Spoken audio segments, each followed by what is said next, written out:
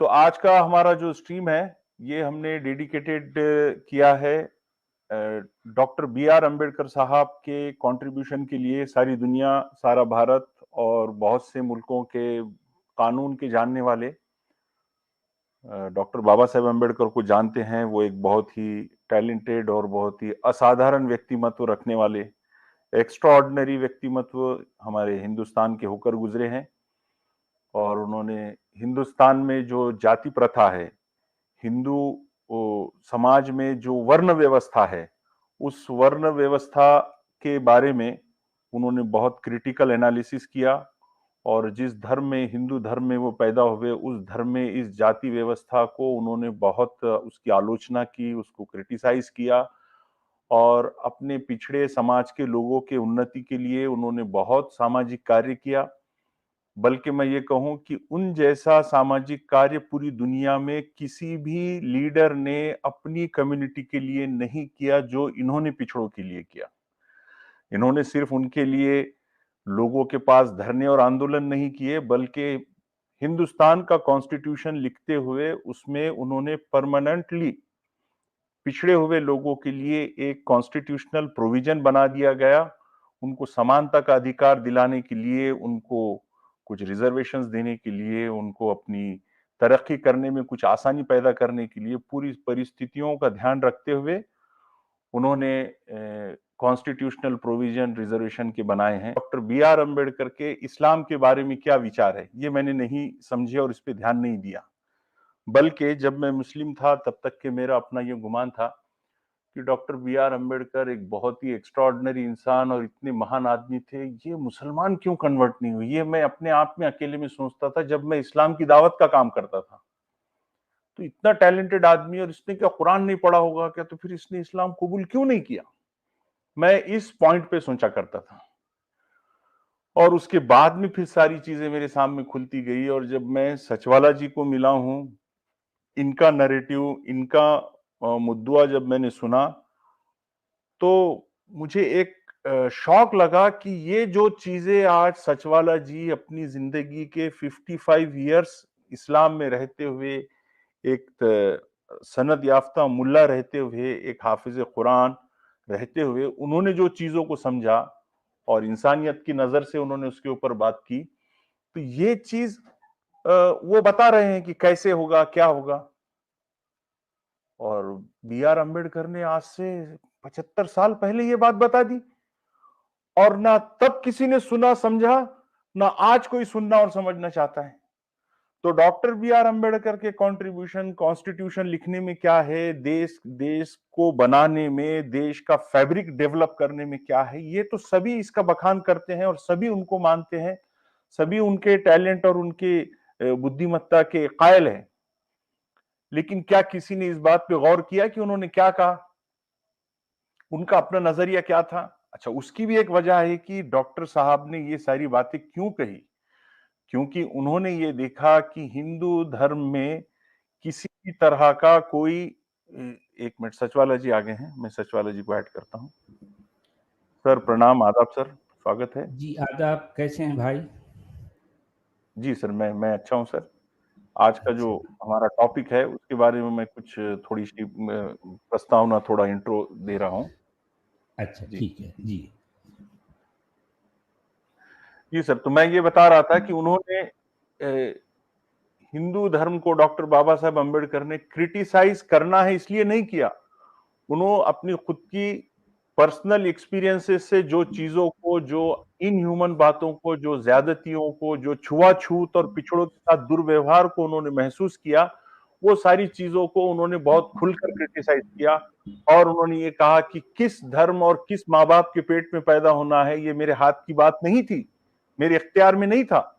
लेकिन मैं मरने से पहले क्या कहलाऊंगा और मरते वक्त मैं किस मजहब और धर्म में रहूंगा, ये मेरे इख्तियार में है।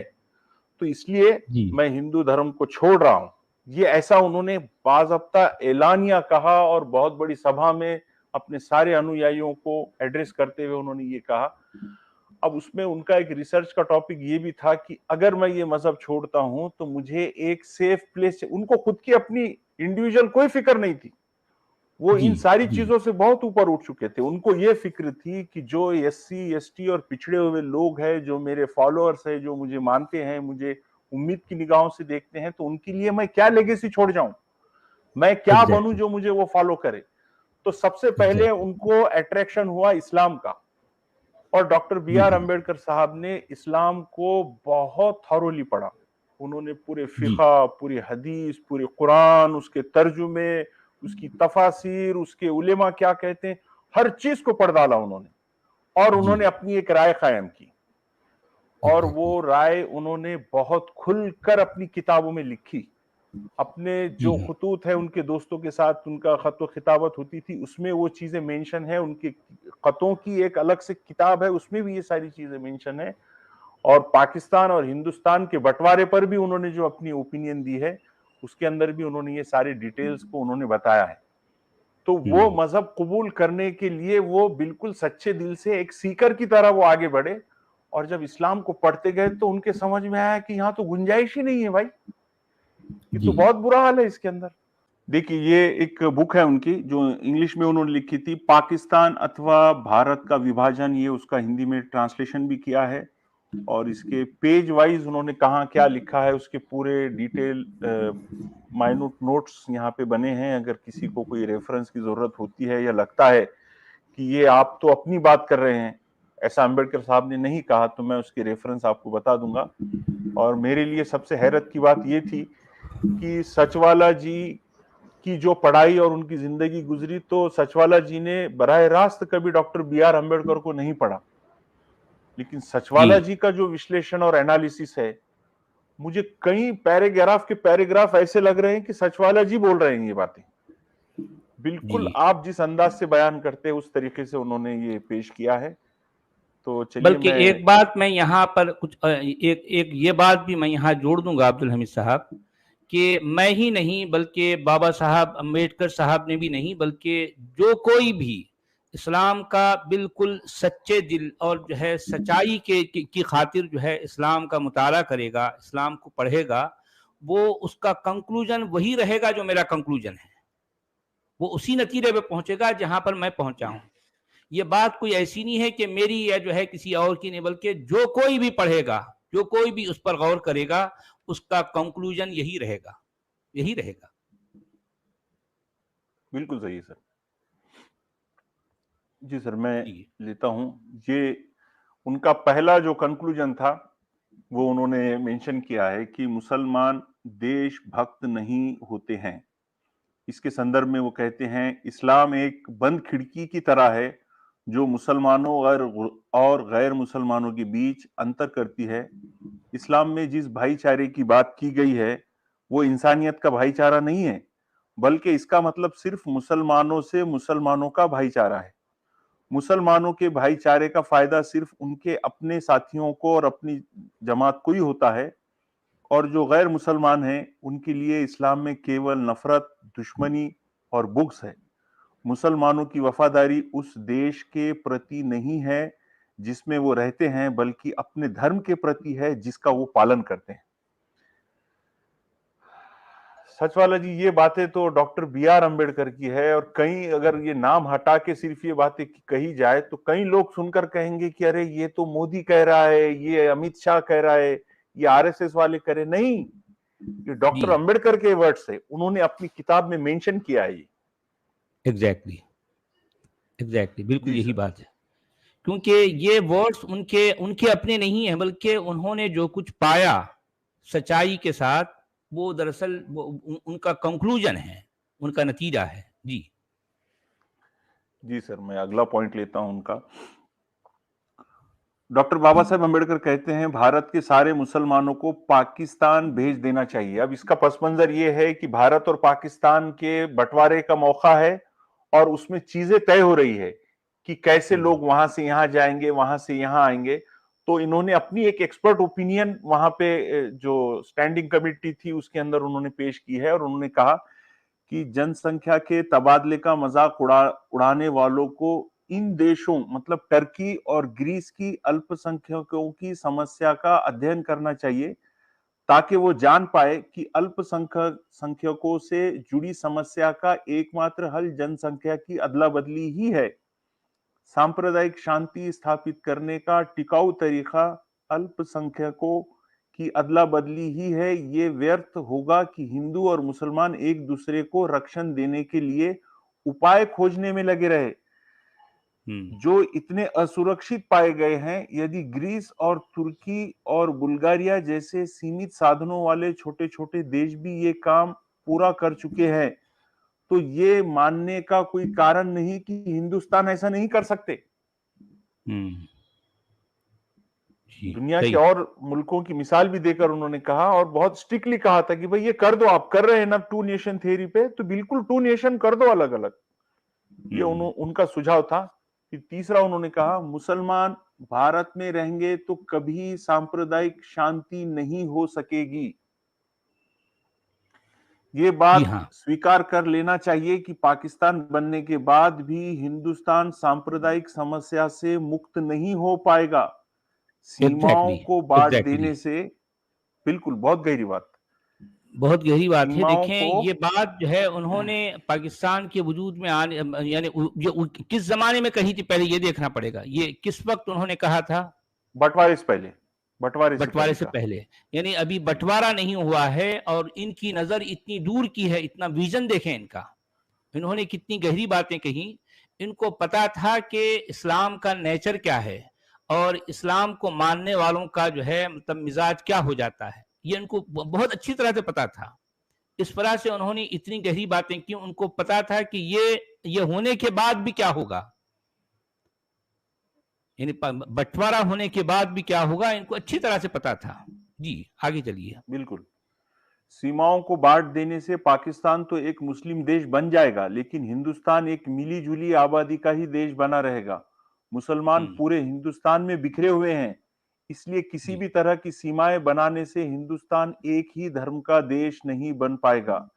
हिंदुस्तान को एक ही धर्म का देश बनाने का एकमात्र तरीका यही है कि जनसंख्या की पूरी तरह से अदला बदली की जाए। जी अगली स्लाइड है, वो कहते हैं जी मुसलमान भारत के खिलाफ जिहाद छेड़ सकते हैं। ये अंदेशा उन्होंने 1946-47 में दे दिया सचवाला जी कि मुसलमान की जो बुनियादी तालीम है उसकी मजहब की, उस तालीम की बुनियाद पे कभी भी किसी भी लम्हे वो जिहाद छेड़ सकते हैं भारत के विरुद्ध। उसके एक्सप्लेनेशन में वो कहते हैं तथ्य ये है कि भारत चाहे एकमात्र मुस्लिम शासन के अधीन न हो, दारुल हरब यानी जहां इस्लाम का शासन नहीं है और इस्लामी सिद्धांतों के अनुसार मुसलमानों द्वारा जिहाद की घोषणा नहीं कर सकते, बल्कि उसकी कामयाबी के लिए विदेशी मुस्लिम शक्ति यानी किसी मुस्लिम देश की मदद भी ले सकते हैं। और यदि कोई मुस्लिम देश जिहाद की घोषणा करना चाहता है तो उसकी मदद की सफलता के लिए भारत के मुसलमान उसे मदद भी कर सकते हैं एज पर एग्जैक्टली बिल्कुल यही बात है। और मैं ये भी तो कहता हूं ना, देखिए ये बात मैंने इससे पहले कई बार कही है। एक पाकिस्तान का मुसलमान और एक हिंदुस्तान का मुसलमान, ये दोनों आपस में भाई भाई हैं according to Quran. According to Quran इन्नमल मुमिनूना इख्वा, यानी मोमिन आपस में एक दूसरे के भाई हैं, भले वो पाकिस्तान का हो या हिंदुस्तान का हो, दोनों आपस में भाई भाई हैं। मगर एक हिंदुस्तान का हिंदू एक हिंदुस्तान के मुसलमान का भाई हरगिज हरगिज हरगिज नहीं हो सकता अकॉर्डिंग टू कुरान। मैं कुरान की बात कर रहा हूं और बाबा साहब अंबेडकर भी वही बात कहते हैं जो कुरान की है, या फिर जो है जिन बातों को इस्लाम में ऑथेंटिक माना गया है। जी नहीं तो सचवाला जी, ये बाबा साहब अंबेडकर ने एकेडमिक बातें सामने रखी। वो हिंदुओं से नफरत नहीं करते, मुसलमानों से नफरत नहीं करते। किसी से भी नहीं थी। उन्होंने जो है देखें जो कुछ उन्होंने पढ़ा एकेडमिकली, वही उन्हीं बातों को सामने रख रहे हैं। उनकी दुश्मनी ना तो मुसलमानों से है ना हिंदुओं से है, वो सिर्फ वही कह रहे हैं जो कुछ उन्होंने पढ़ा, जो कुछ उन्होंने परखा, जो कुछ उन्होंने जांचा। ये उनका जो कुछ उनका एक्सपीरियंस था उनकी बेस पर जो है ये बात करते हैं। जी हाँ जी सर। अगला पॉइंट लेता हूं मैं। उनका ये मानना था, डॉक्टर बाबा साहेब अम्बेडकर जी ये कहते हैं और लिखते हैं अपनी किताब में, मुसलमान कभी भी हिंदुओं की सरकार को स्वीकार नहीं करेंगे। इसके एक्सप्लेनेशन में वो कहते हैं कि हिंदुओं से नियंत्रित और शासित सरकार की सत्ता मुसलमानों को किसी सीमा तक स्वीकार होगी। इसके लिए ज्यादा माथापच्ची करने की जरूरत नहीं है। मुसलमानों के लिए हिंदू काफिर है और जी, उसकी कोई सामाजिक हैसियत उनके नजरों में नहीं है। इसलिए एग्जैक्टली, जिस देश में एग्जैक्टली, काफिरों का शासन हो, वो देश जी, मुसलमानों के लिए दारुल हरब है। ऐसी एग्जैक्टली, स्थिति में ये साबित करने एग्जैक्टली, के लिए सबूत देने की आवश्यकता नहीं है कि मुसलमानों के अंदर हिंदू सरकार के शासन को स्वीकार करने की इच्छा शक्ति मौजूद नहीं है। जब तक खिलाफत आंदोलन के दौरान मुसलमानों की मदद के लिए हिंदू काफी कुछ कर रहे थे, तब भी मुसलमान उनको हकीर और जी, जिम्नी समझते थे। जी, और ये सही बात है। महात्मा गांधी ने खिलाफत मूवमेंट का सपोर्ट किया था। उस वक्त भी बी आर अम्बेडकर ने प्रेस कॉन्फ्रेंस लेके खुल के कहा था कि गांधी जी आप ये गलत कर रहे हैं और ये आपने नहीं करना चाहिए। जी, एग्जैक्टली, यही बात है। जी। आगे वो कहते हैं कि मुसलमान शरिया को देश के कानून से ऊपर मानते हैं। इसमें वो बिल्कुल, कहते हैं, बिल्कुल, इस्लाम ये कहता है कि अगर किसी गैर मुस्लिम देश में मुसलमानों के कानून यानी शरिया और उस देश के कानून के बीच विवाद पैदा हो जाए तो इस्लामिक कानून को वो हमेशा ऊपर रखेंगे। इस तरह जी, मुसलमानों के लिए ये सही माना जाएगा कि वो मुस्लिम कानून का पालन करे और उस देश के कानून को ना माने। इसकी हुँ, इजाजत है उनको। अगर शरीयत की बात बिल्कुल, आएगी तो आप कॉन्स्टिट्यूशन को नहीं मानेंगे, शरीयत और फिक़ह को मानेंगे। बिल्कुल, बिल्कुल, इसमें कोई दो राय नहीं है, एग्जैक्टली यही है। इस्लाम यही सिखाता है, इस्लाम यही बताता है, बिल्कुल सही है। जी, आगे है? जी सर। अगला उन्होंने कहा, जब मुसलमानों ने की डॉक्टर अंबेडकर से छुआछूत, ये उन्होंने हुँ, एक अपना वाकया लिखा है। महाराष्ट्र में जी, दौलताबाद का किला बहुत मशहूर है। उस किले जी, को जी, विजिट करने के लिए डॉक्टर बी आर अम्बेडकर अपने 3 दोस्तों के साथ पहुंचे थे। तो वहां का जी, वाकया उन्होंने लिखा है। डॉक्टर अम्बेडकर कहते हैं, रमजान का महीना था। हम हमने दौलताबाद किले के बाहर बने तालाब में हाथ मुंह धोए धोए जी, थे ही कि पीछे से एक बूढ़ा मुसलमान चिल्लाते हुए आया और बोला, तुम अछूतों ने तालाब का पानी गंदा कर दिया। थोड़ी ही हुँ, देर में कई मुसलमान जमा हो गए। यहाँ नमाज का वक्त हो रहा है और ये दलितों ने, अछूतों ने ये पानी गंदा कर दिया और वो हमें गालियां देने लगे। तुम अछूतों का दिमाग खराब हो गया है? तुम्हारी हुँ, औकात क्या है? तुम्हें सबक सिखाने की जरूरत है। और सब लोग गुस्सा होने लगे। हमने समझाने की कोशिश की लेकिन मुसलमान हमारी बात सुनने को तैयार ही नहीं थे। हमें इतनी हुँ, गंदी गंदी गालियां दे रहे थे कि हम भी बर्दाश्त नहीं कर पा रहे थे।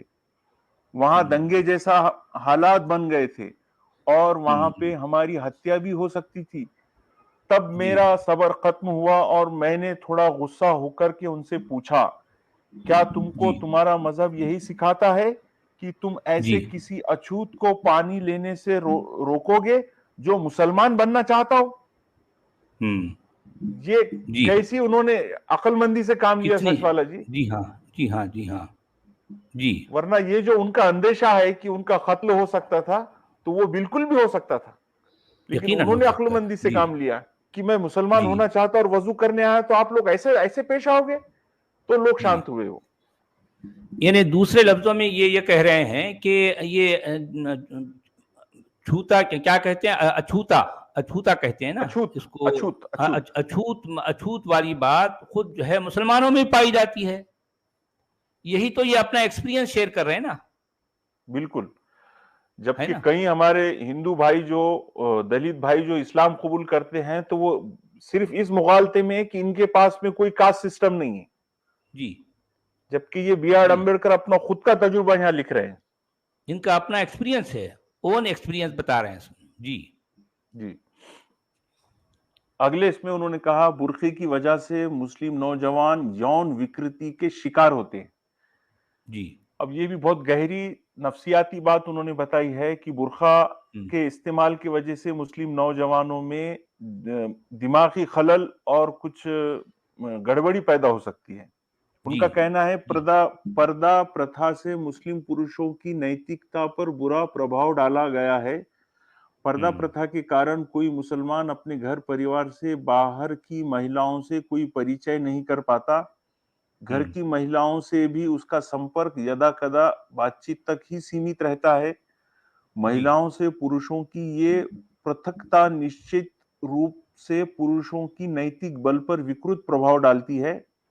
ये कहने के लिए किसी मनोवैज्ञानिक विश्लेषण की आवश्यकता नहीं कि ऐसे सामाजिक प्रणाली से जो पुरुष महिलाओं के बीच में संपर्क को काट दे, उसे यौनाचार सेक्सुअल एक्टिविटी के लिए ऐसी अवस्था प्रवृत्ति पैदा होती है जो आपराधिक गंदी आदतों और अन्य साधनों को अपनाने के लिए प्रेरित करती है।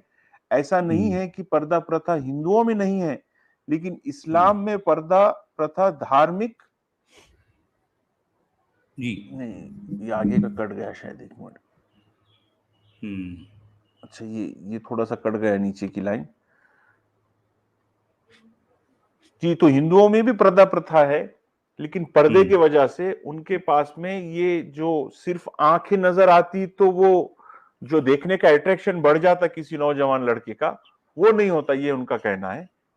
भाई ठीक है, अपोजिट सेक्स का एक दूसरे का अट्रैक्शन होना अलग चीज है, लेकिन उसको बिल्कुल रोक देना, ये इससे जो है तो कुछ नफ्सियाती अमराज हो सकते हैं, जिसके चलते जो बच्चों के साथ या घरों में या रेप या मॉलेस्टेशन के मामला बढ़ सकते हैं, ऐसा इनका मानना था, और जो कि सही साबित भी हुआ।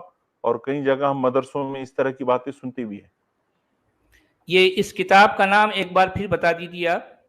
जी सर, मैं किताब स्क्रीन पे लगा देता हूँ, मैं बता देता हूँ।